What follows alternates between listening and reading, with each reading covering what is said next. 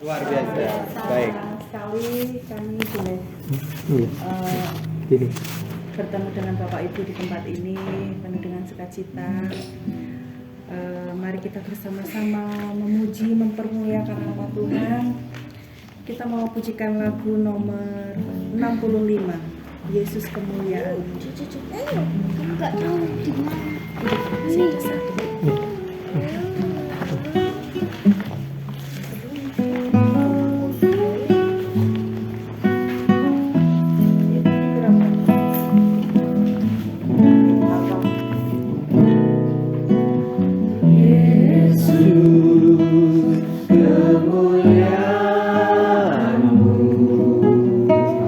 Pulihkan hatiku, Yesus.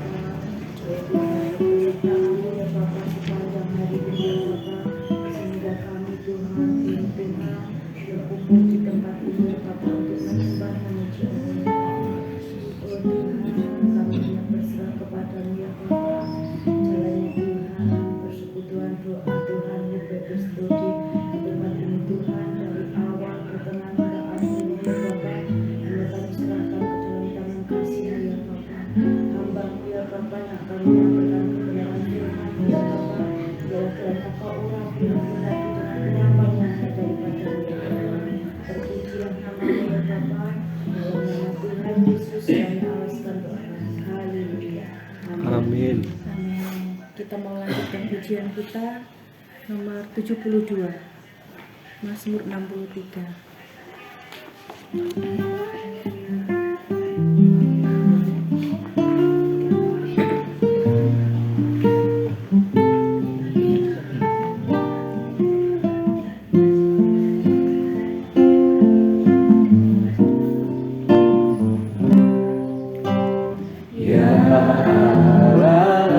Engkau kerinduanku, selalu ku cari wajah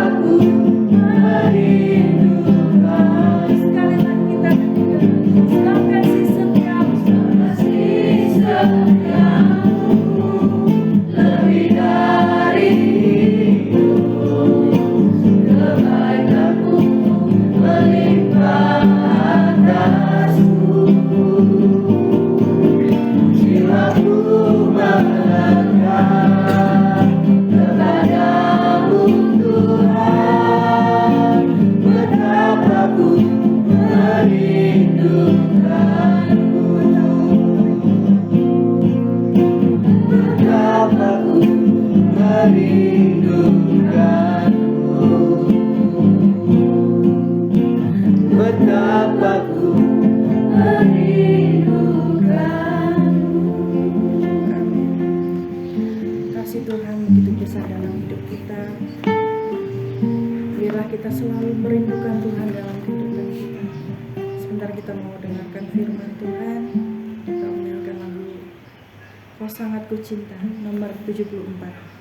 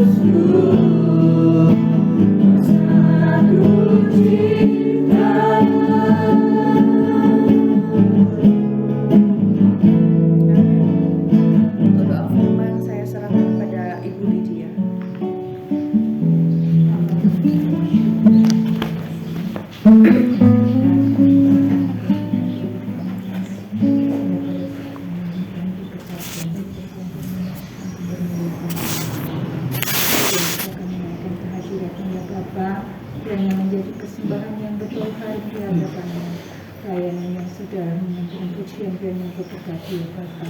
Sebentar kami mau menikmati sabda firman Tuhan, kiranya memberikan hikmat akan yang dari surga buat hamba-Mu yang akan menyampaikan firman Tuhan. Tolong kiranya ungkapkan isi hati-Mu buat anak-anak-Mu yang datang pada saat sore hari ini, hingga kami terberkati oleh penyertaan firman pada saat ini. Terima kasih Bapa, kami terima berkat firman-Mu hanya di dalam nama Tuhan Yesus Kristus. Haleluya. Amin.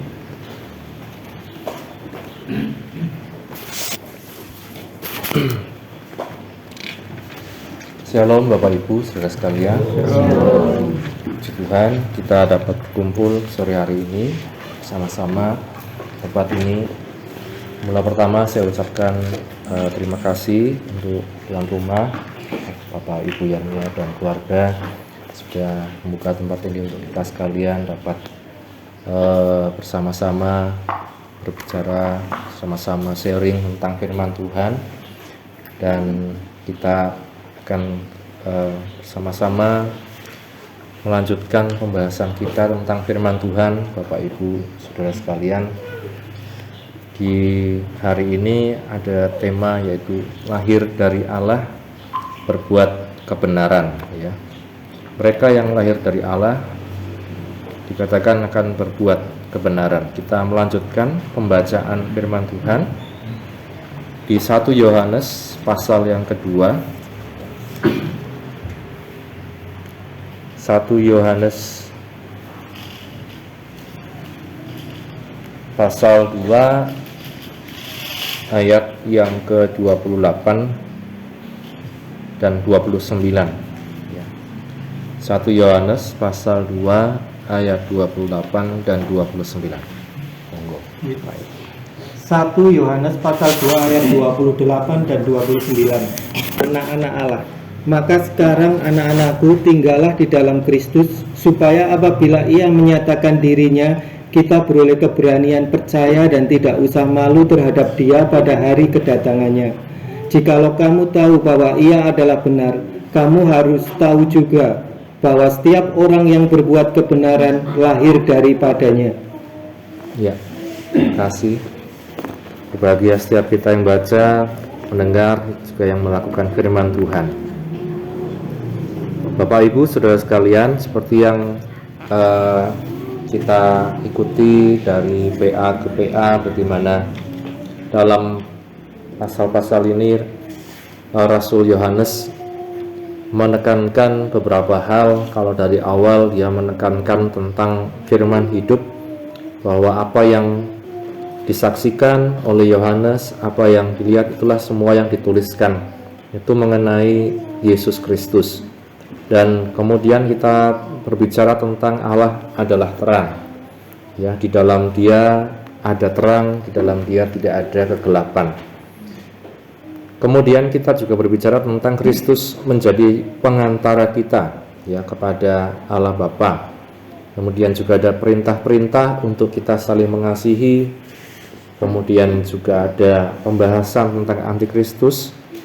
Dan kemarin kita bahas di ayat yang ke-28 dan 29 bahwa kita perlu untuk terus tinggal di dalam Kristus ya.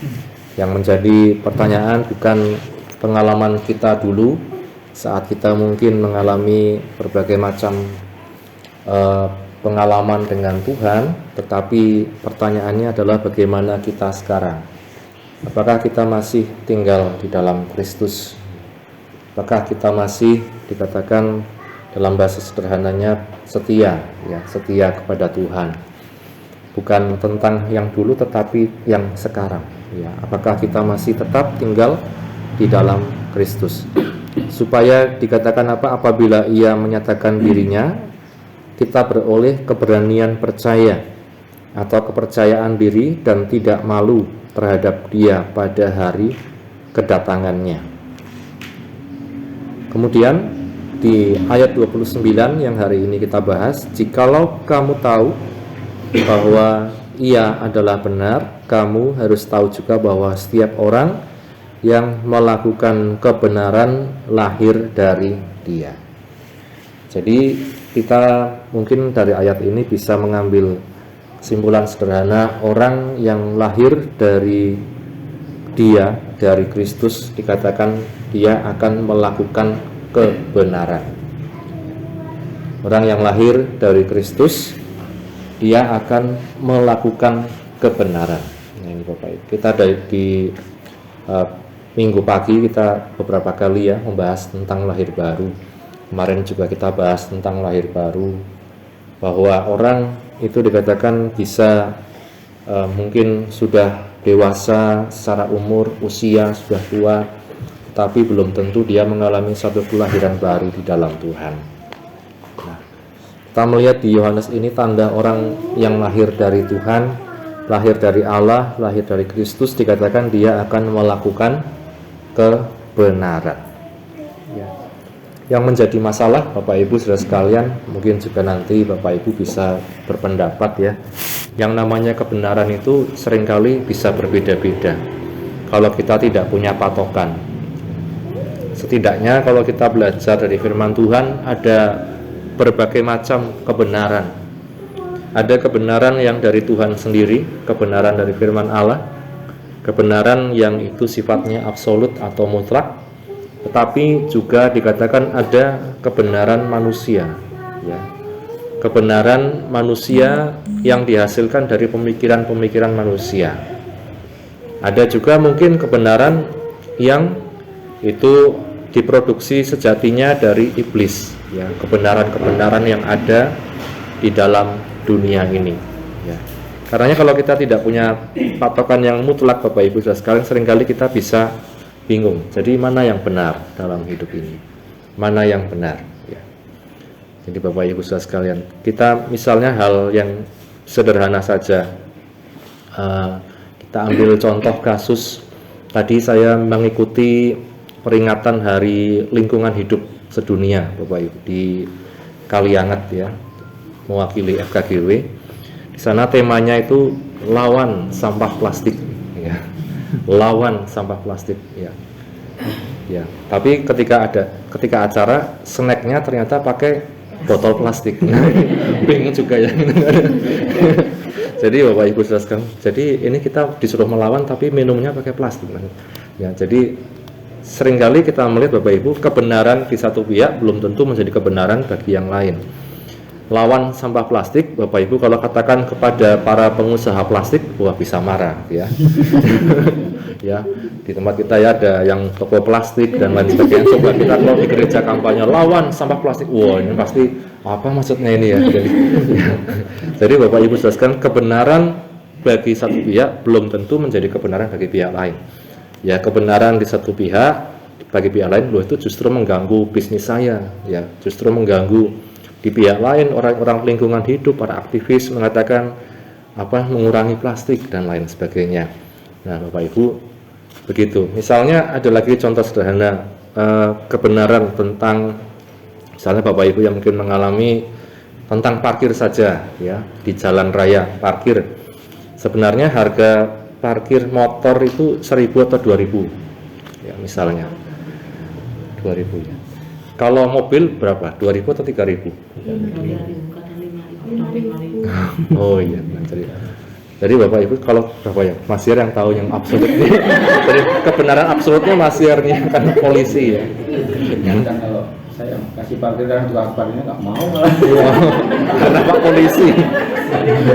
Kadang mobil aku ngasih 2.000. Nah, kadang motor nggak kasih 1.000 diterima aja. Nah, karena biasanya ada peraturannya ya Mas kalau nggak salah ya. Ada perdanya.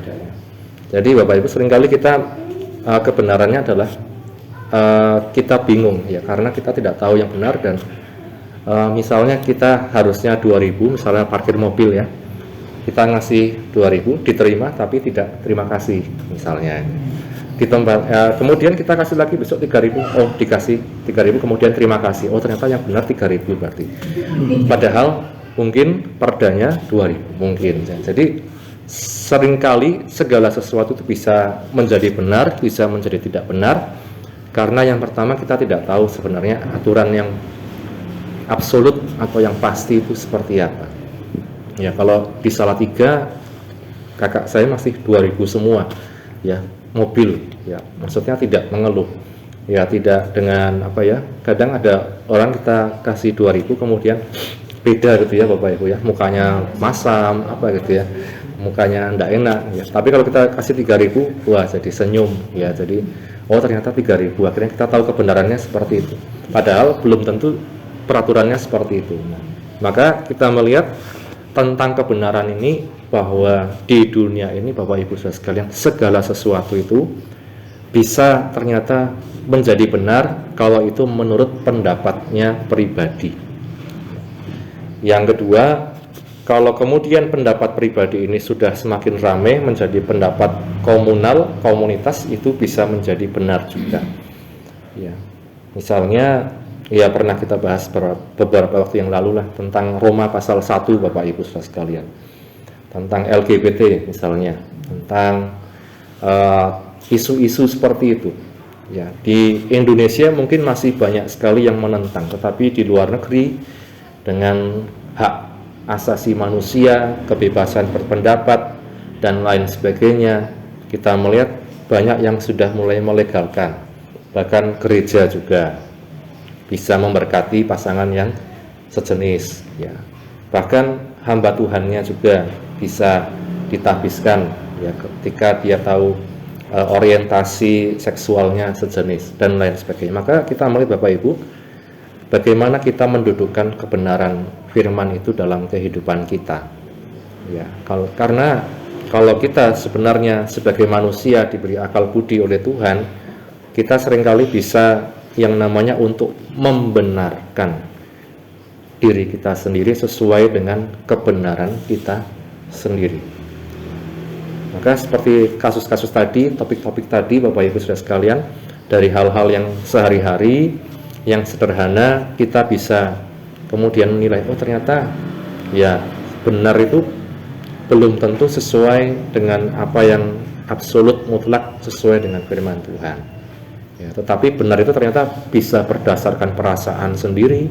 Kayak tadi kita ngasih tukang parkir, oh ternyata kalau senyum itu yang benar 3.000 berarti ya, dikasih 4.000 tambah senyum lagi, dikasih 5.000 tambah senyum lagi. Bahkan ada dikasih 5.000 tidak dikembalikan Bapak Ibu sekalian, hanya senyum itu, ya, menganggap mungkin wah ini berbaik hati ngasih banyak, padahal kita ngarep kembalinya mana ini. Ya tapi nggak apa-apa ya Bapak Ibu sekalian, ikhlas ya. Nah kita lihat di sini banyak sekali hal-hal yang kemudian kita bisa pertanyakan dalam hidup kita. Bahkan orang Kristen pun seperti itu Bapak Ibu. Apakah ini benar atau tidak benar? Apakah ini benar atau tidak benar? Ya, maka patokan pertama kalau kita melihat, ya, kebenaran itu pasti dikatakan apa yang tertulis dalam firman Tuhan. Itu yang paling saya katakan sederhana saja. Kalau firman Tuhan tulis seperti itu, ya itulah, ya, kalau Yesus katakan seperti itu, Tuhan Yesus katakan seperti itu, ya itulah yang benar, ya. Kita melihat misalnya Rasul Paulus pernah mengatakan kepada jemaat di Roma ini, ya, tentang bangsa Israel, ya, tentang bangsa Israel. Kita melihat di dalam Roma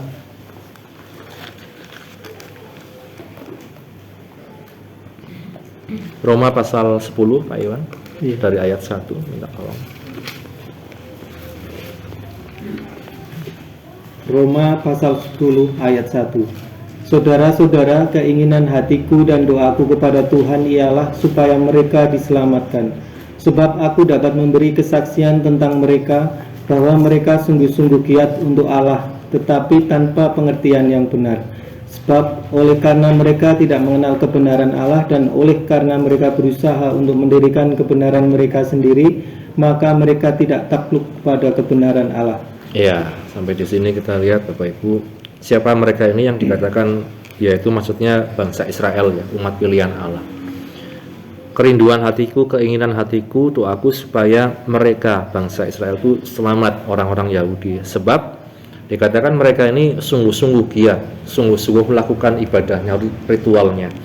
Kalau kita bayangkan di padang gurun, mereka ada tabernakel, kemudian di zaman lebih enak, di zaman kerajaan ada bait Allah, Kemudian mereka mulai nyaman, santai, diizinkan Tuhan bait Allah dirubuhkan, mereka bertobat lagi, kemudian Tuhan menolong, kemudian mereka kembali dari pembuangan, mendirikan bait Allah kembali.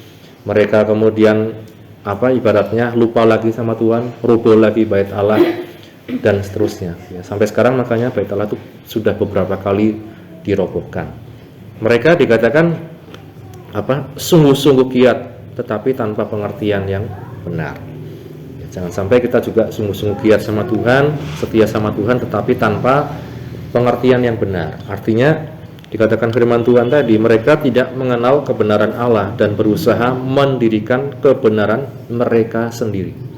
Berusaha mendirikan kebenaran mereka sendiri sebab mereka tidak takluk kepada kebenaran Allah. Jadi kita lihat Bapak Ibu, seperti yang saya katakan tadi, ada kebenaran absolut, mutlak, kebenaran yang dari Tuhan, kebenaran firman Allah, tetapi ada juga kebenaran yang bisa diproduksi oleh manusia. Bapak Ibu saudara sekalian, ini kalau kita lihat ya banyak sekali lah contohnya. Nah, kita lihat bagaimana kita dalam menundukkan diri ini yang sulit ya, menaklukkan diri. Karena apa? Satu hal yang paling sulit dalam kehidupan manusia itu adalah untuk mangkok. Mangkok, tong kan. Salah satu yang paling sulit untuk manusia itu adalah menundukkan egonya, dirinya di hadapan firman Tuhan. Ya Bapak Ibu. Seringkali kalau kita rasa sudah kita benar, yang kita rasa tidak merugikan orang lain, yang kita lakukan tidak kemudian membuat orang lain gimana, kita rasa yang penting saya benar, tidak masalah. Ya. Ketika kita kembali kepada firman Tuhan, atau mungkin ada orang menasihati dengan firman Tuhan, kita langsung ambil jalan, kemudian jangan menghakimi saya, gitu ya. Jangan ngurusi saya, jangan ngurusi, pokoknya saya tidak merugikan orang lain. Ya udah. Nah, Bapak Ibu saudara sekalian, kita lihat memang kalau di Injil juga Yesus katakan, oleh karena ketegaran hatimu, oleh karena kekerasan hatimu. Ya, jadi musuhnya kita untuk melakukan kebenaran itu sebenarnya ya kekerasan hati kita sendiri. Sebenarnya penundukan hati kita sendiri di hadapan Tuhan. Ya, berapa banyak kita sedari kecil mungkin sudah belajar firman Tuhan, mungkin ada yang sudah dari sekolah minggu, dari bayi sudah menjadi Kristen, sampai saat ini Bapak Ibu, kita pasti sudah tahu banyak tentang firman Tuhan. Ribuan khotbah sudah kita dengarkan, ribuan jam firman Tuhan sudah kita dengarkan.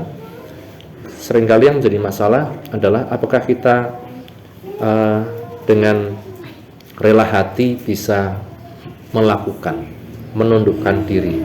Nah, jadi Bapak Ibu, menundukkan diri kepada Tuhan, yang saya katakan kemarin, kalau kita mengaku Yesus adalah Tuhan atau Tuhan dalam hidup kita, maka kita mampu dengan kerelaan hati tanpa terpaksa menundukkan setiap ego kita, ya, keinginan kita pribadi. Lagu mengatakan, kau ambil alih seluruh hidupku, kemudian berdaulat atas hidupku, dan itu lagu-lagu yang berat ya Bapak Ibu, mudah dinyanyikan tapi berat ketika kita berkata Tuhanlah yang berdaulat atas hidup saya. Artinya saya mau tunduk sama Tuhan. Kau ambil alih seluruh hidupku, artinya saya tidak mau lagi sekehendak hati saya sendiri, atau mendirikan, kata Paulus ini ya, mendirikan kebenaran saya sendiri. Nah ini makanya Bapak Ibu saudara sekalian, Yesus pun pernah mengatakan ya, Yesus pun pernah mengatakan satu hal yang paling sulit itu adalah melihat kesalahan diri kita sendiri. Yang paling mudah itu melihat kesalahan orang lain. Ya. Di Matius 7, Pak Iwan.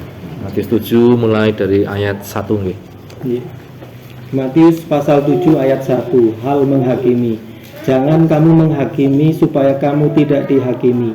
Karena dengan penghakiman yang kamu pakai untuk menghakimi, kamu akan dihakimi, dan ukuran yang kamu pakai untuk mengukur akan diukurkan kepadamu. Mengapakah engkau melihat selumbar di mata saudaramu, sedangkan balok di dalam matamu tidak engkau ketahui? Bagaimanakah engkau dapat berkata kepada saudaramu, biarlah aku mengeluarkan selumbar itu dari matamu, padahal ada balok di dalam matamu? Hai orang munafik, keluarkanlah dahulu balok dari matamu, maka engkau akan melihat dengan jelas untuk mengeluarkan selumbar itu dari mata saudaramu. Iya, terima kasih. Ini yang dikatakan Tuhan Yesus saat dia mungkin dalam khotbah di bukit termasuk ini, katakan jangan menghakimi sesamamu, karena janganlah menghakimi supaya kamu tidak dihakimi. Karena dengan penghakiman yang kamu pakai untuk menghakimi, kamu akan dihakimi, dan ukuran yang kamu pakai untuk mengukur akan diukurkan kepadamu. Ya. Selumbar, Bapak Ibu sekalian, kalau dalam terjemahan lain dikatakan serpihan kayu, ya. Selumbar itu serpihan kayu. Jadi bukan hanya debu, tapi serpihan kayu. Bapak Ibu bayangkan kalau ada serpihan kayu di mata kita, itu rasanya luar biasa, ya. Mungkin Pak D pernah mengalami ini, Pak D, di kelas ya, Pak D itu tentang bunga api saat di matanya, kemudian caranya dikeluarkan sendiri ya, Pak D ya. Dikeluarkan sendiri Bapak Ibu. Jadi dengan apa itu, koinnya, pakai uang 100.000. Oh iya, uang 100.000 betul. Bisa. Kan kalau 100.000 kan dia kan katanya lebih kaku ya, lebih kaku. Kalau 2.000 dah. Jadi ini beneran Pak D, jadi mengeluarkan sendiri loh Bapak Ibu saudara sekalian. Jadi bisa dibayangkan sakitnya itu luar biasa ya. Jadi kalau serpihan kayu di mata saudara kita itu kita pengen keluarkan, dikatakan itu sebenarnya sudah sangat sakit ya, sudah sangat susah ya, sudah sangat sakit, sudah sangat susah. Dan apalagi kalau Tuhan katakan sebenarnya ada balok di mata kita. Apalagi balok, Bapak Ibu. Nah, seperti apa ya?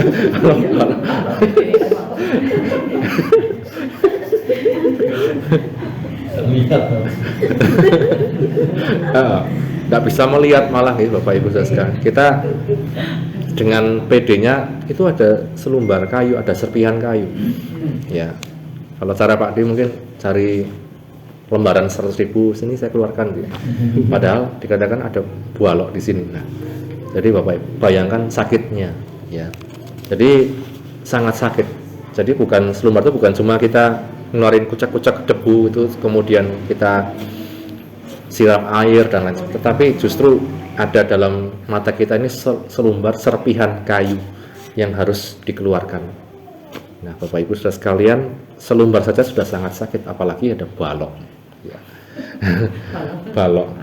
Nah, ini tambah ya, mbuh piye carane. Tetapi Tuhan katakan, mari sebelum kita melihat atau kepada orang lain, kita melihat kepada diri kita terlebih dahulu. Nah, ini Bapak Ibu, seringkali kan yang tidak mudah itu ya untuk melihat ke dalam, karena melihat ke dalam ini dikatakan firman Tuhan ya, hanya dikatakan Tuhan Roh Kudus yang menyelidiki hati kita sampai ke hati yang dalam ya. Tetapi kalau orang lain kita lihat dengan sawang sinawang mata kita bisa, oh si A salah, si B salah gitu ya.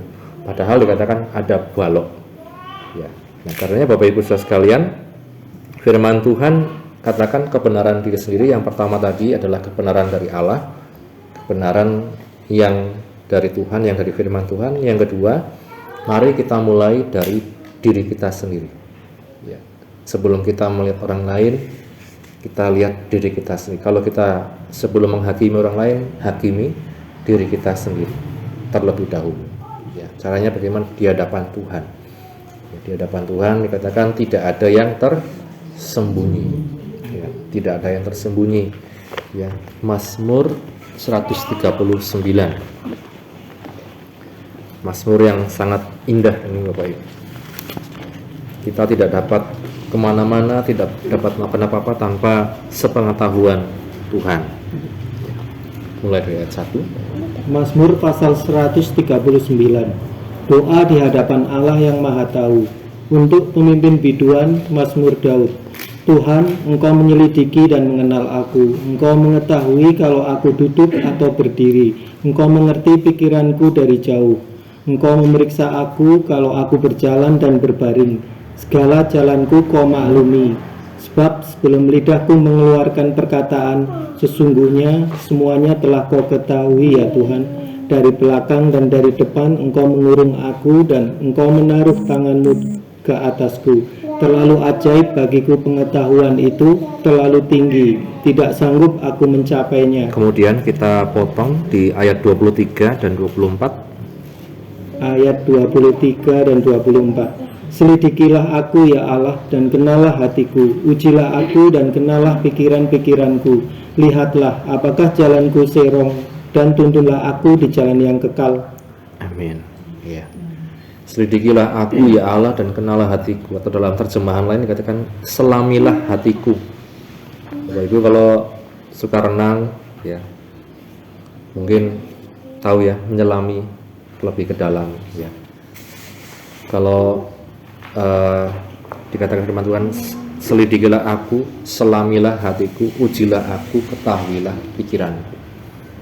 Jadi menyelami hati ini ya dikatakan itu Tuhan yang bisa melihat hati kita sampai hal yang terdalam ya. Bahkan di satu lagi di Ibrani pasal yang keempat yang kemarin juga Pak siapa itu ya Pak Denny ya, Pak Denny. Ibrani pasal 4 yang dikatakan firman Tuhan itu ayat yang ke-12. Ibrani pasal 4 ayat 12. Sebab firman Allah hidup dan kuat dan lebih tajam daripada pedang bermata dua manapun. Ia menusuk amat dalam sampai memisahkan jiwa dan roh, sendi-sendi dan sumsum. Ia sanggup membedakan pertimbangan dan pikiran hati kita. Dan tidak ada suatu makhluk pun yang tersembunyi di hadapannya, sebab segala sesuatu telanjang dan terbuka di depan mata Dia, yang kepadanya kita harus memberikan pertanggungan jawab. Terima kasih Kang Iwan. Ya, dikatakan firman Allah hidup dan kuat, lebih tajam dari pedang bermata dua manapun, menusuk sangat dalam sampai memisahkan jiwa dan roh, sendi-sendi dan sumsum. Ia sanggup menilai pikiran dan niat hati kita. Ya. Bagaimana cara Tuhan mendidik hati kita dikatakan dengan kita bersekutu dengan firman Tuhan. Firman Allah itu hidup dan kuat, lebih tajam dari pedang bermata dua manapun. Bapak Ibu kalau beteti iwak ya, beteti ikan itu kalau pedangnya tajam itu lebih enak mungkin ya. Jadi kalau tumpul itu susah ya. Tapi kalau tajam bisa memisahkan bagian mana ya, bagian atas sampai bawah. Bahkan kalau kita lihat itu ada sampai menu ikan terbang tuh ya, karena dipotong bagian atasnya bisa seperti itu, kemudian digoreng jadi terbang gitu ya dagingnya. Jadi Bapak Ibu sekalian, karena pisaunya tajam. Nah kita pun demikian. Kalau firman Tuhan dikatakan firman Allah hidup dan kuat, lebih tajam dari pedang bermata dua manapun. Artinya kalau ada pertimbangan-pertimbangan hati kita yang kita masih bingung, mari kita kembalikan dulu coba kepada firman Tuhan. Ya, bisa dipisahkan. Ya, Bapak Ibu mau membeli sesuatu A, B, kadang kan bisa dipisahkan. Ini keinginan saya atau ini kebutuhan saya. Misalnya tentang pengeluaran saja. Tentang mau beli sesuatu ini jadi keinginan saja atau memang kebutuhan. Ya. Jadi kalau ini keinginan artinya mungkin bisa dipending entah sampai kapan. Tapi kalau kebutuhan ya oke, ya. Tapi kalau hanya keinginan ya itu artinya bukan sesuatu yang harus saat itu juga. Nah maka Bapak Ibu sekalian kita bisa membedakan itu dengan firman Tuhan yang hidup. Yang dikatakan tadi Tuhan tahu tentang segala hal. Bahkan tidak ada satu makhluk pun yang tersembunyi di hadapan Tuhan. Ya, maka dikatakan Yohanes tadi, suatu saat kalau Tuhan menyatakan dirinya, kita punya keberanian percaya tampil di hadapan Tuhan. Ya, tetapi kalau kita tidak berpatokan pada firman Tuhan, dengan anugerah Tuhan Bapak Ibu, kita suatu saat bahkan masih di dunia ini kita takut seperti Adam dan Hawa, mereka takut berjumpa dengan Tuhan. Ya, karenanya oleh anugerah Tuhan saja kita diselamatkan, dan setelah itu Bapak Ibu sekalian, mari kita menjadi hamba-hamba kebenaran. Kebenaran yang bukan kita dirikan sendiri dengan akal kita, bukan kita melihat orang lain, wah dia berbuat itu benar, berarti saya berbuat itu juga pasti benar. Tapi kita kembalikan ke basic, back to Bible, kembali ke firman Tuhan saja, apakah itu dikatakan firman Tuhan atau tidak. Dan inilah yang bisa kita lihat tentang orang yang lahir dari Tuhan. Dikatakan contoh sederhananya, orang yang lahir dari Allah, dia akan berbuat kebenaran. Ya, orang yang lahir dari Allah bukan hanya dia akan mengerti, bukan hanya dia akan memahami, tetapi dia akan berbuat kebenaran. Itulah orang yang lahir dari Tuhan. Ya, kiranya firman Tuhan di sore hari ini menjadi kekuatan perenungan untuk kita sekalian. Dan silakan bagi Bapak Ibu yang ingin menambahkan atau sharing tentang firman Tuhan atau mau bersaksi, kami persilahkan. Shalom Bapak Ibu. Shalom. Kami berterima kasih atas kehadiran Bapak Ibu Gembala, Ibu Penasehat, dan Bapak Ibu semua di kediaman Om Jun, bukan rumah saya ya. Minta maaf ya, ini biar lebih lega aja di sini ya. Terima kasih juga Pak Gembala atas firman yang telah diberikan, memberkati kami semua saat ini. Mungkin hanya itu saja. Mungkin silahkan kalau saya mau sharing. Ya. Terima kasih Mas ya, sambutannya. Silakan Bapak Ibu saudara sekalian. Nah, ini cuma menyampaikan sedikit ya, cinta kasih Tuhan untuk keluarga kami, lebih-lebih untuk anak kami Bila, yang karena pertolongan Tuhan ya sudah lulus tadi dengan hasil ya, puji Tuhan, di atas KKM dan di atas rata-rata. Itu semua oleh karena pertolongan Tuhan. Kalau mungkin dari segi perekonomian, kalau ibaratnya nyekolah di swasta itu ya memang ditinggal dari SPP atau apa-apa, kemudian dari ujian harus bayar, selesai harus ninggali, harus perpisahan bayar gini-gini, memang ya bagi saya itu memang cukup berat lah. Tetapi semua oleh karena kemurahan Tuhan, semua telah kami lalui. Terima kasih untuk setiap doa-doanya dari Bapak Pendeta saya dan Ibu dan juga Tante. Satu tahap dari Bila sudah terlewati. Untuk kedepannya tetap masih bantu doa, semoga karena dia itu kekeh meminta kalau bisa seizin Tuhan juga mau masuk di SMP 1. Nah, itu juga yang masih pergumulan dari kami. Semoga kedepannya Tuhan ikut turut campur lah untuk Bila, karena Bila juga mempunyai keinginan dan iman dari dulu. Pokoknya kalau bisa saya mau masuk di SMP 1 mah saya nggak mau pokok ini sama kayak Mas Aga dulu udah di SMP 2, aku tak coba kalau bisa pokoknya dengan iman aku kalau bisa mau masuk di SMP 1. Kemudian dari hasil simulasi PPDB sampai saat ini kan tadi hari terakhir masih di posisi aman, dan juga saya dapat informasi dari guru pembimbingnya di sekolahan sampai mencarikan informasi, katanya Mbak Yuli nggak usah bingung, Bila itu masih di posisi aman, kalau besok mau masuk tinggal masuk saja. Saya dapat informasi ini dari teman dari guru pengurus SMP 1 itu. Nanti nek Mbak Yuli kukian mikir malah diabetes mumbul bilang kayak gitu. Oh ya Bu, terima kasih karena cintanya kepada saya itu, yaitu Bu Novi itu mendukung juga Bila untuk kalau bisa itu masuk di SMP 1. Semua ini karena cinta kasih Tuhan kepada keluarga saya, terlebih untuk Bila juga yang sudah melewati satu tahap di sekolah dasar, kemudian ini mau masuk di SMP. Kami juga masih mau minta bantu doanya. Semoga semua ini pribadi saya itu saya serahkan kepada Tuhan. Kalau memang kehendak Tuhan dan juga semuanya karena Tuhan, pasti apa yang menjadi keinginan Pila itu bisa terwujud. Saya juga memberi nasihat kepada Pila, semua itu diserahkan sama Tuhan. Pil, kamu sudah berusaha gini-gini, tetapi kalau pada akhirnya kamu nggak bisa masuk, ya kamu jangan kecewa. Semua harus berdoa, harus diserahkan semuanya kepada Tuhan. Dan dia juga mengamini, iya mah, yang penting saya sudah berusaha, saya berdoa, semua tetap diserahkan sama Tuhan, ya mah, iya, bilang kayak gitu. Terima kasih, ini saja kesaksian dari saya. Saya mengucapkan banyak-banyak terima kasih untuk selama ini bantuan, baik itu doa-doa, terutama dari keluarga pastori semuanya. Terima kasih, Tuhan memberkati. Amin. Terima kasih Mbak Yuli kesaksiannya.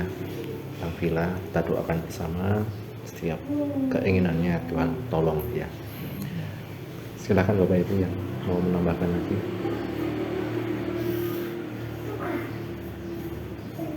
Terima kasih Pak Yes, saya mau menyaksikan.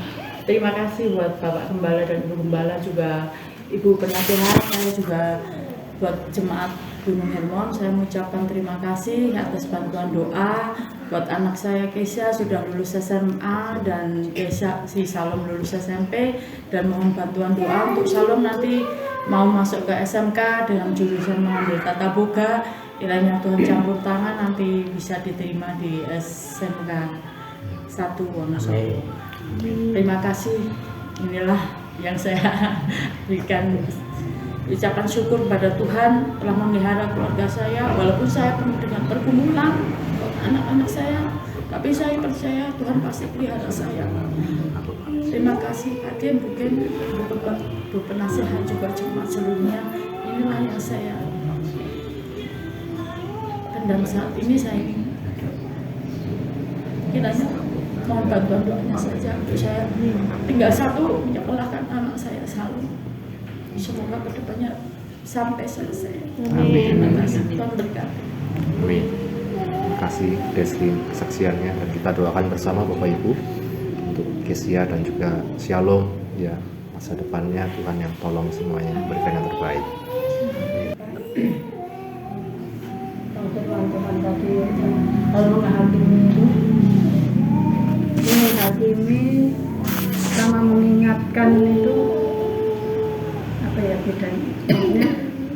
Misalnya gini, ada orang misal curhat sama seorang, terus saya kok gini terus orangnya, oh kamu kurang doa, kamu kurang puasa, oh, kamu apa hidupnya gini lah, itu tuh misalnya bilang kurang doa, berarti itu mengingatkan menghakimi gitu ya.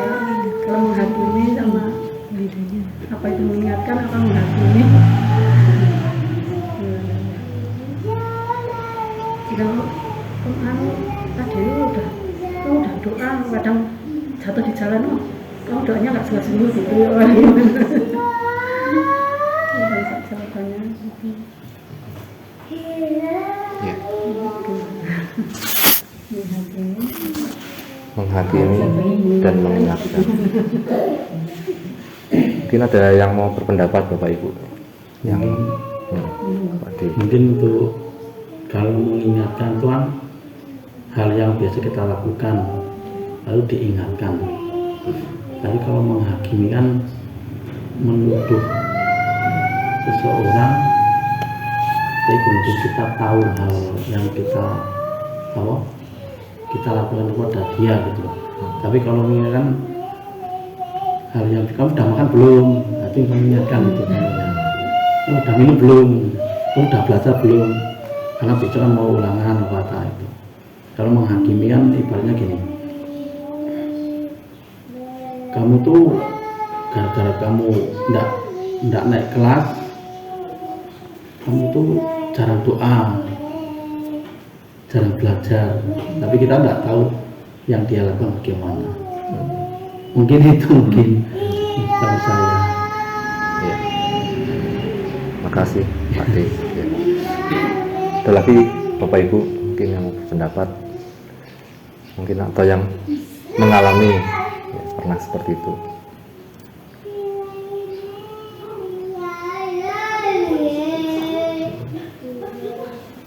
Beda tipis lah.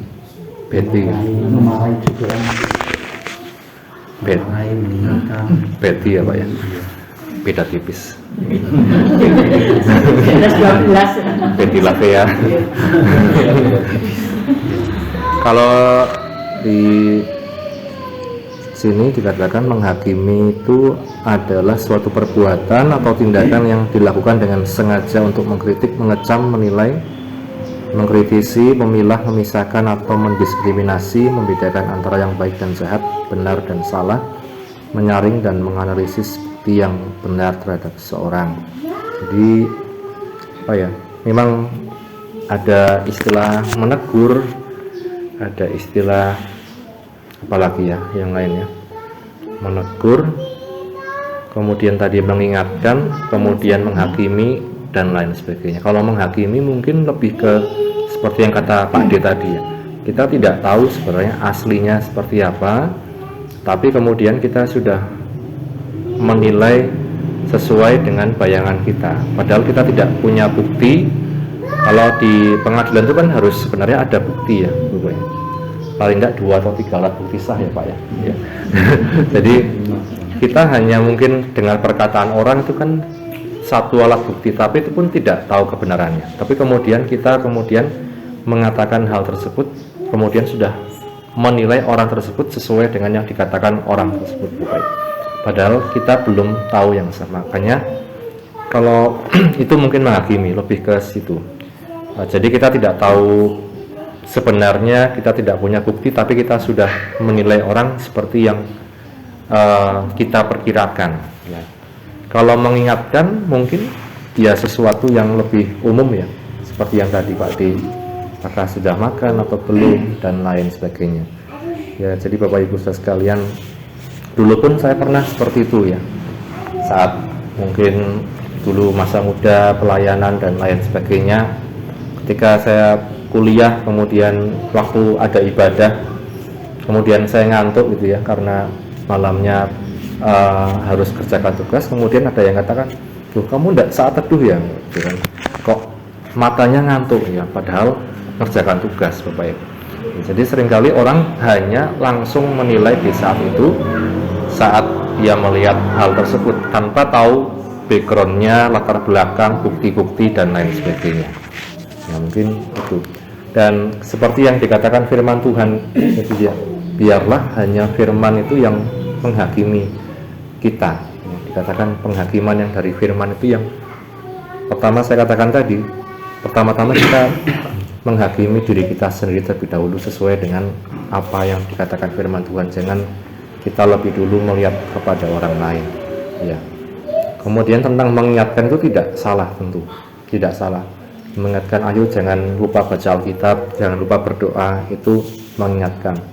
Beda dengan menghakimi, kamu tidak baca Alkitab ya, tidak berdoa ya, gitu kan. Tapi kalau mengingatkan, ayo baca Alkitab, ayo berdoa dan sebagainya. Gitu. Karena di firman Tuhan pun kalau nggak salah di Roma itu ada karunia, orang yang punya karunia untuk apa dia? Menasehati, biarlah dia menasehati dengan tekun. Karena memang ada orang karunianya seperti itu. Jadi menasehati, menegur dan lain sebagainya itu tidak salah, sesuai firman Tuhan. Ditegur pun ada yang dikatakan 4 mata, ada yang dikatakan mengajak orang, ada yang dikatakan di depan banyak orang, itu pun berbeda-beda. Jadi Bapak Ibu saudara sekalian, mungkin seperti itu Bu Anda. Semoga tidak tambah bingung. Semoga ya. Ya, ini ada satu lagi apa? Oh iya. Yang dulu udah pernah ngomong gini, kamu belum lahir baru ya, tuh, karena kamu belum bisa berbahasa roh. Dan gitu biasanya ada orang yang seperti itu. Ya ini saya sering di luar ya, saya ngomong juga, ya kita bisa ya dikusti lah gitu. Bukan orang yang lahir baru itu intinya berbahasa roh, bukan. lahir baru itu kalau bahasa roh Tuhan kan remahnya Tuhan Yesus kan. Tapi kalau saya itu cenderung dari buahnya orang itu yang tadinya dia pemarah jadi penyabar, itu buahnya. Itu kayaknya udah lahir baru itu dari perbuatannya. Tapi kalau bahasa roh itu kan untuk diri kita sendiri, untuk diri kita sendiri. Kita nggak tahu kita udah lahir baru kan, kita tahu sendiri diri kita sendiri. Ya untuk orang lain kita harus tahu orang itu artinya itu sering bahasa roh, gitu bahasa roh. Tapi di rumah itu sering mukulin istri, sering memarah. Kalau itu saya kurang pas. Gitu. Kalau saya cenderungnya kalau lahir baru itu kan, ya ada perubahan dari hidup kita lah, itunya saling mengasihi, saling menasihati, ya, itu aja. Makanya kita sering menghakimi hal itu kan, kamu enggak berbahasa roh, harus bahasa roh terus ya. Tapi enggak jadinya latah, jadinya orang itu jadinya latah, bukan roh tapi enggak latah itu. Menurut saya sih memuji Tuhan ya silakan muji Tuhan lah, bahasa roh ya silakan dia, yang diri kita yang tahu sendiri gitu. Tapi untuk hidup baru ya intinya ya yang tadinya jelek jadi baik, itulah saya tahunya hidup baru. Dari baptisan air gitu aja Om Yes mungkin. Siap. Yang kemarin saya sharing sama teman. Siap. Matur nuwun Pak D. Ya. Jadi ada perubahan lah intinya, buahnya yang orang menikmati kan buahnya itu yang dalam kehidupan kita. Saya cuma ingin tanya aja tadi tentang kalau kita dihakimi seseorang, kita itu baiknya bersikap bagaimana? Kita diam saja atau kita menjelaskan atau bagaimana? Dengan mohon pencerahan. Karena kadang secara nggak langsung ataupun pasti suatu saat, dan kadang kita pernah mengalami, mungkin Bapak Ibu saudara-saudara semua, kita dihakimi. Entah itu di belakang, entah ada yang langsung di depan kita. Terima kasih. Ya, terima kasih Bu Eli. Bapak Ibu ada yang mau pendapat? Ya. Kalau kita diyakini sebaiknya kita seperti apa? Artinya bahwa kalau kita diyakini berarti itu tidak benar gitu ya. Yang dikatakan tidak benar, terus kemudian kita harus bagaimana? Monggo.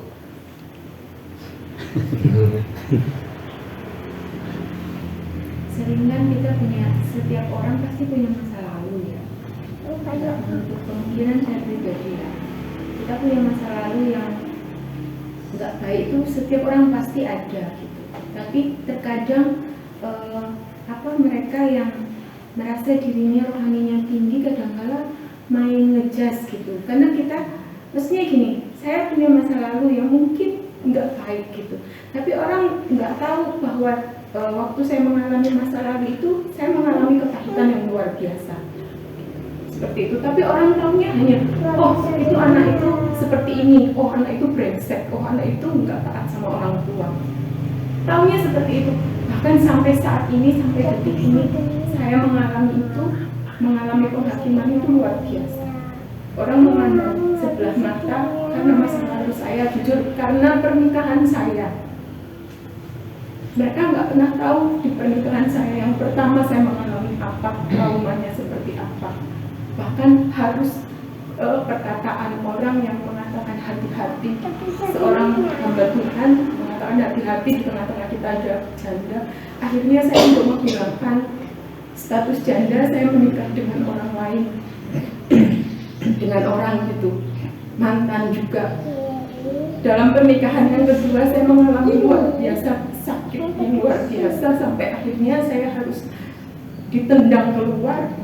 Itu traumanya luar biasa. Tapi orang yang nggak tahu itu kadang-kadang apa sih ngomongnya yang A, B, C, dan D. Saya mengalami itu. Makanya saya bilang setiap orang pasti punya masa lalu, dan setiap orang itu masa lalu yang dia alami, dia punya apa ya, punya permasalahan sendiri yang orang lain nggak perlu tahu. Terkadang orang itu cuma lihat luarnya aja, mereka nggak tahu dalamnya seperti apa. Saya pun mengalami itu gitu. Rasanya sebenarnya sakit. Saya berkali-kali saya curhat sama Ciknik, saya sakit gitu. Orang memandang saya sebelah mata, anak saya dikatakan anak durhaka, yang dikatakan karena ibunya seperti ini, anaknya juga seperti ini. Rasanya tuh sebenarnya sakit, tapi aku cuma gini aja, ya terserahlah orang mau ngomong apa, orang boleh menilai saya seperti apapun itu, karena kita nggak bisa membungkam mulut orang kan. Jadi saya hanya bilang yang saya tahu, Tuhan menilai aku nggak seperti kalian menilai saya. Sakit sebenarnya. Kalau ini tadi bahas masalah penghakiman itu, saya tuh mengalami itu luar biasa, sangat luar biasa. Saya mengalami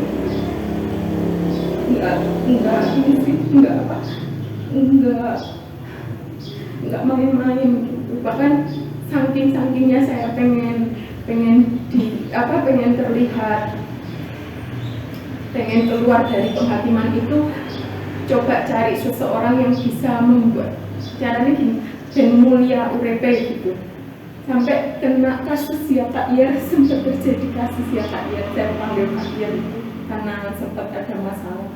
Jadi orang kadang-kala menghakimi luar biasa, sementara kitanya yang dihakimi itu kepengen ngebuktiin tuh nggak bisa karena nggak dikasih kesempatan untuk membuktikan, sampai akhirnya kita terjerumus atau jatuh ke hal yang mungkin nggak sengaja gitu kita lakukan, tapi kita sadar kok itu kita salah gitu. Aku sih luar biasa, soalnya penghakiman itu jatuhin mental banget. Terima kasih kalian. Seperti yang Bu Eli sampaikan tadi, sebenarnya sudah dua tadi ya. Kalau kita yakini, yang pertama tadi, apakah kita akan diam atau menjelaskan? Ya, dua-duanya bisa Pak Eli sebenarnya. Kalau dulu saya pun pernah mengalami seperti itu ya, kemudian frontal ya. Saya lawan pendapatnya, saya mungkin lakukan yang lebih pedas ibaratnya kalau zaman dulu ya, zaman dulu. Kemudian sampai belakangan belajar dari firman Tuhan dan lain sebagainya, kita sampai pada satu titik mungkin orang mengatakan sesuatu yang tidak baik tentang kita sampai pada satu titik, oh ya terserah, ibaratnya apa, kita berdiam, kita tahu Tuhan yang membela kita, dan suatu saat itu akan terbukti sendiri ya apa yang sebenarnya. Jadi memang ada hal-hal kita diizinkan Tuhan mengalami seperti itu, dan kalau memang bisa dijelaskan ya dijelaskan, kalau memang orangnya sudah ngotot dan lain sebagainya ya biarlah Tuhan yang menjelaskan. Ada karena seperti kalau dulu kan frontal kemudian apa gitu, tapi lama-kelamaan kita berproses sama Tuhan kayaknya kok lebih enak ketika Tuhan yang membela kita. Rasanya itu lebih magnes gitu loh. Walaupun saat kita mungkin dihakimi dan dikatakan yang tidak sesuai dengan kita, rasanya itu orang tuh menilai kita kemudian berbeda. Tapi suatu saat waktu Tuhan yang terbaik.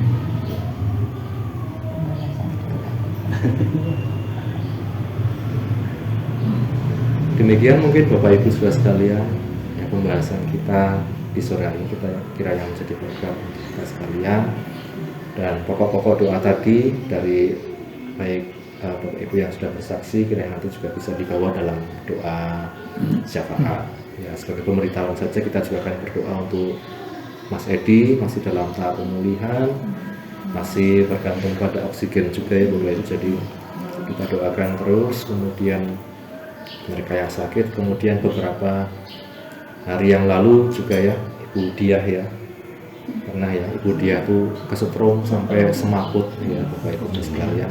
Dan untung kabelnya copot sendiri, jadi tidak sampai terus. Jadi ya sekarang sih sudah membaik, cuma masih agak sakit-sakit gitu ya. Karena mesin sealer sih ya, yang buat jus itu ternyata kepegang sampai ya konslet, sampai tangannya biru ya. Sekitar berapa menit itu pingsan. Ada lagi? Oke. Yang lain? Rumah sakit gigi. Oh iya, yang saya gigi mungkin itu ya.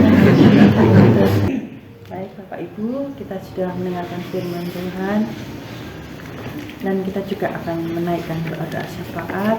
Satu lagi juga kita berdoa untuk menantu dari Ibu Lilis. Oh iya. Ya, sedang dirawat di rumah sakit. Dan untuk doa syafaat saya serahkan pada Ibu Handoko. Bapa di surga, dalam nama Tuhan Yesus, kami ucap syukur, terima kasih Tuhan atas penyertaan-Mu dalam ibadah PA ini Tuhan. Ayat ini Tuhan, kami bersyukur Bapa untuk kesempatan kepada kami untuk membesarkan nama-Mu, akan menerima berkat firman Tuhan. Kiranya Tuhan firman Tuhan boleh semakin hari Tuhan semakin menuntun kami untuk hidup dalam kebenarannya Tuhan yang Engkau kehendaki ya Bapa. Terima kasih Tuhan bahwa kami ada kudus untuk kami boleh berjalan dalam jalan firman-Mu, untuk kami Tuhan boleh semakin hidup sesuai dengan kehendak-Mu ya Bapa. Terima kasih Tuhan Yesus. Tuhan, saat ini Tuhan kami menaikkan doa syafaat. Terlebih dulu Tuhan, Kau ampunilah segala dosa salah kami Tuhan. Kau sucikan dosa-dosa kami dan Kau basuhkan oleh saudara Yesus. Terima kasih Bapa, Tuhan Roh Kudus, kuasai kami, pimpin kami, menaikkan doa syafaat ini Bapa. Bapa kami bersyukur, Kau selalu memberikan kekuatan kesehatan bagi kami semua dan saat ini kami berdoa. Tuhan, saat ini Tuhan yang sakit ya Bapa, baik itu Bapak Edi, Saudara Aziz, Saudara Titus, juga Ibu Aileen, Mbak Dia, juga Mbak Lian ya Tuhan, dan juga saudara kami yang lainnya Tuhan, baik namanya Ibu Bambang, dan juga yang lemah tubuhnya Tuhan. Siapapun mereka, dimanapun mereka berada ya Tuhan, kami serahkan mereka semua dalam tangan kuasa ya Bapa. Engkau yang merawat mereka ya Tuhan, baik yang dekat yang jauh Tuhan, Engkau yang sanggup merawat mereka ya Bapa. Engkau jamah mereka ya Tuhan yang sakit ya Tuhan, dalam nama Yesus Kristus, oleh bilur-bilur-Mu Tuhan, Engkau sudah jamah dan sembuhkan mereka yang sakit. Engkau Tuhan yang lemah ya Tuhan, Engkau yang memulihkan ya Tuhan, yang susah Engkau sendiri yang menghibur ya Tuhan. Terima kasih Bapa dan Ibu Bapak saudara kami Tuhan, dalam mengalami permasalahan Tuhan, apapun itu Tuhan, Engkau yang sanggup menolong mereka ya Bapa, berikan jalan keluar bagi mereka ya Bapa. Kami berdoa ya Tuhan buat anak-anak-Mu Tuhan yang Tuhan hidup Tuhan dalam pergaulan bebas ya Bapa. Tuhan tolong Tuhan mereka, Tuhan angkat mereka ya Tuhan Yesus. Berikan pertobatan bagi mereka Tuhan ya. Engkau mengasihi mereka ya Tuhan, jangan Kau biarkan ya Tuhan mereka Tuhan jauh Tuhan dari Engkau Tuhan, tapi Tuhan Kau angkat mereka ya Tuhan dari dosa ya Tuhan Yesus. Kau yang menebus mereka ya Tuhan, ampunilah segala dosa salah mereka Bapa. Biarlah Tuhan mereka juga kami Tuhan boleh hidup dalam kebenaran-Mu Tuhan. Kami berdoa Tuhan buat saudara kami yang sudah lama Tuhan meninggalkan Engkau. Tuhan tolong mereka Tuhan, ingatkan mereka Tuhan akan kasih-Mu yang begitu besar ya Tuhan. Yang sudah rela mati berkorban ya Tuhan, disalib ya Tuhan, untuk menyelamatkan ya Tuhan kami semua ya Bapa, mereka semua Tuhan. Berikanlah roh pertobatan bagi mereka Tuhan, sehingga mereka boleh berbalik kepadamu Tuhan. Jangan Kau biarkan Tuhan mereka semakin jauh, semakin menjauh dari Engkau Tuhan. Terima kasih Tuhan Yesus, terima kasih. Kami berdoa ya Tuhan, buat pekerjaan-Mu Tuhan, seluruh muka bumi ini Tuhan, khususnya di GPGH, baik itu untuk wisata sekolah minggu, untuk retreat, pemuda remaja, juga untuk persatuan doa wanita ya Tuhan, persatuan doa umum, ibadah raya, ibadah sekolah minggu, maupun ibadah pemuda remaja. Kami serahkan ya Tuhan dalam tangan kuat kuasa-Mu. Tuhan sendiri ya Tuhan yang menolong, Kau yang campur tangan ya Tuhan, Kau yang memimpin ya Bapa, Kau yang menyertai dan berkati ya Tuhan dalam segala sesuatunya ya Bapa, sehingga setiap pekerjaan Tuhan boleh berjalan dengan lancar ya Bapa, dan nama Tuhan Yesus saja dipuji dipermuliakan. Ya Tuhan, kami juga berdoa untuk negara bangsa kami Indonesia ini, khususnya kota Wonosobo ini Bapa, kami serahkan dalam tangan kuat kuasa-Mu. Kau berikan ya Tuhan keamanan, kenyamanan, kedamaian, kesejahteraan ya Bapa, kemakmuran, rasa depan Bapa ya Tuhan, sehingga ya Tuhan anak-anak-Mu Tuhan, umat-Mu Tuhan, dan Tuhan mendapat kesejahteraan ya Tuhan, boleh tinggal dengan aman ya Tuhan di kota kami Tuhan, yang ada di luar kota ya Bapa, oleh pertolongan dan pemeliharaan-Mu Tuhan, oleh perlindungan-Mu Tuhan, kami mereka semua ya Tuhan, selalu Tuhan aman ya Tuhan, selalu hidup Tuhan dalam kesejahteraan-Mu ya Tuhan. Terima kasih Tuhan Yesus. Tuhan, kami berdoa ya Tuhan buat saudara kami maupun anak-anak kami Tuhan yang tinggal di luar kota. Tolong Tuhan, Kau yang senantiasa menyertai, melindungi mereka, menjagai mereka Tuhan, dan Kau ingatkan mereka selalu Tuhan akan Engkau, untuk selalu bersekutu, beribadah kepada-Mu Tuhan, dan setia ya Bapa. Berkati setiap usaha pekerjaan mereka, yang berumah tangga ya Tuhan, Kau juga berkati. Terima kasih Tuhan Yesus. Kami juga berdoa ya Tuhan untuk keluarga pastor ya Tuhan, baik Ibu penasehat, Bapak Ibu kembali saya, juga Bapak Elman yang disalapi beserta keluarga.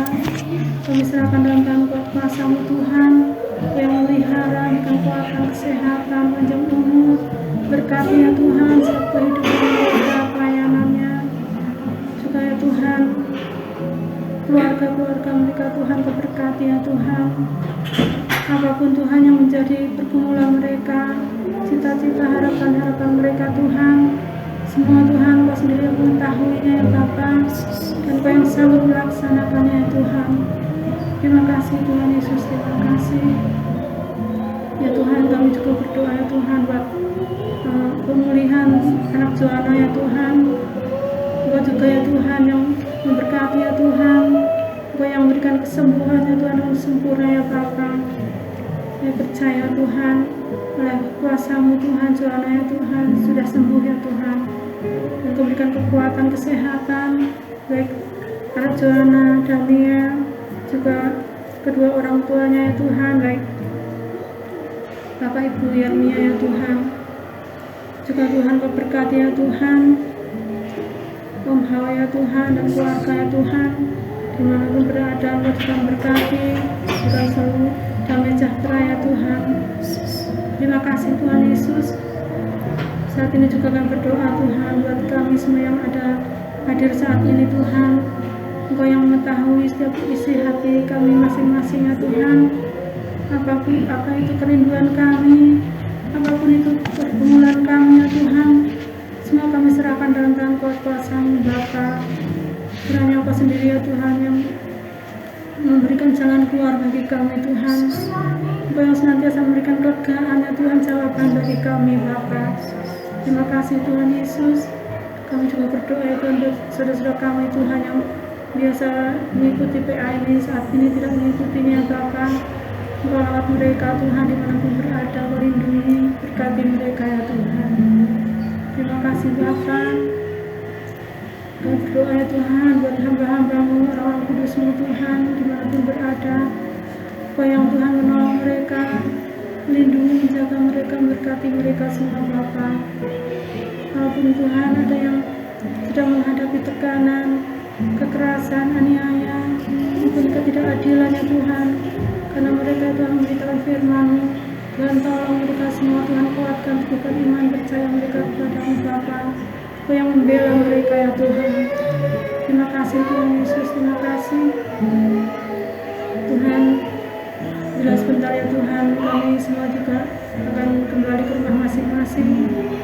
Engkau yang menyertai kami, Engkau melindungi kami semua Tuhan, sehingga kami boleh sampai di tempat kami masing-masing dalam keadaan selamat tanpa kurang satu apapun. Dan kehidupan kami selanjutnya Tuhan, kami serahkan dalam tangan kuat kuasa-Mu mulai saat ini sampai selamanya Tuhan. Apapun Tuhan yang kami lakukan, berbuat ya Tuhan, apapun yang kami perkatakan ya Tuhan, kiranya Tuhan, Kau sendiri ya Tuhan yang menolong ya Tuhan, Kau yang memimpin, Kau yang mengendalikan, mengarahkannya ya Roh Kudus, sehingga semua boleh Tuhan berkenan kepadamu, mendatangkan pujian dan kemuliaan bagi nama-Mu Tuhan, dan mendatangkan kebaikan bagi kami semua. Terima kasih Tuhan Yesus, terima kasih. Ini doa kami Tuhan, kami menyadari masih jauh dari sempurna. Kiranya Kau sendiri yang menyempurnakan kami ya Tuhan. Dan seluruh doa ini Tuhan kami minta kami beralaskan hanya di dalam nama Tuhan Yesus Kristus. Haleluya. Amin.